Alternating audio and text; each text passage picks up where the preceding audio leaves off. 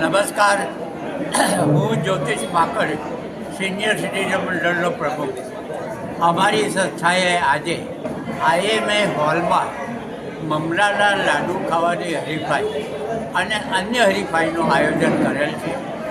મમરાના લાડુની હરીફાઈ હમણાં અમે પૂરી કરી.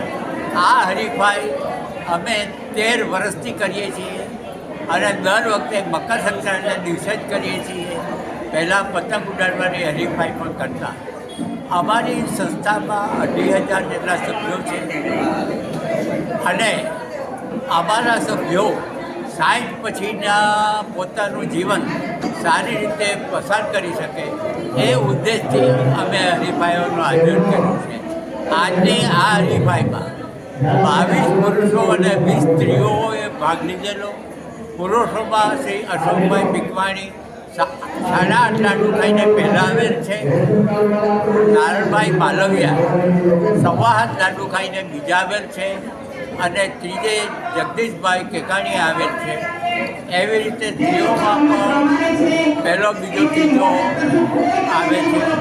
મુખ્ય વાત એ છે કે આજે 42 સભ્યોએ ભાગ લીધેલો, એમાંથી 50% કરતાં વધુ નેચરવાળા માણસોએ ભાગ લીધેલો અને પહેલાં આવે. સિટીઝનમાં આજે જે સ્પર્ધા હતી અને કેટલા લાડુ ખાધા છે, થાય છે, એ બધું બોલી જાઓ. હા બોલો બેન. મારું નામ રમાબેન બી જોશી.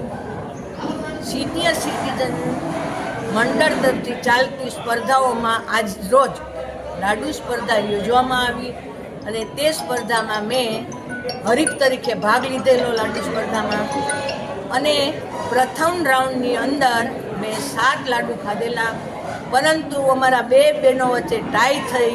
ત્યાર પછી બીજા રાઉન્ડની અંદર મેં 5 લાડુ ખાધેલા અને 5 લાડુ ખાઈ અને મેં પ્રથમ ક્રમાંક પ્રાપ્ત કરેલો છે.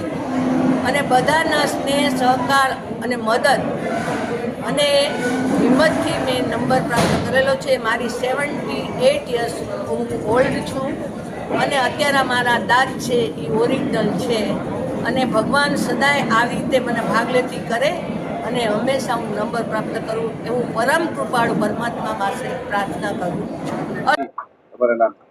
મારું નામ અશોક પ્રીતમાની અને વર્ષોથી અમે 5 વર્ષથી મોતીબાગમાં ડેલી રામદેવ મહારાજના અંડરમાં યોગ કરીએ છીએ. અમારા ગુરુજી મગનભાઈ છે અને બધું જ છે ને અમને વ્યાયામ બધું કરે છે, એટલે કોઈ જાતનો પ્રોબ્લેમ નથી. બધાને પણ હું અપીલ કરું કે 60 વર્ષ પછી તમે ત્યાં જાઓ, સ્વસ્થ જીવન જીવવું હોય તો બધા કોઈ પણ બીમારીમાંથી મુક્ત થઈ જાય. અને આવી રીતે આ સ્પર્ધામાં પણ આનંદથી આવી શકે. ઝડપી ચાલમાં પણ આજે 8.5 લાડુ ખાધા છે 5 મિનિટ સમય મર્યાદામાં અને બહુ આનંદ આવ્યો ને બહુ મજા આવી. અને હજી આપણે સરસ રીતે કરી શકીએ છીએ, પાચન કરી શકીએ સારી રીતે.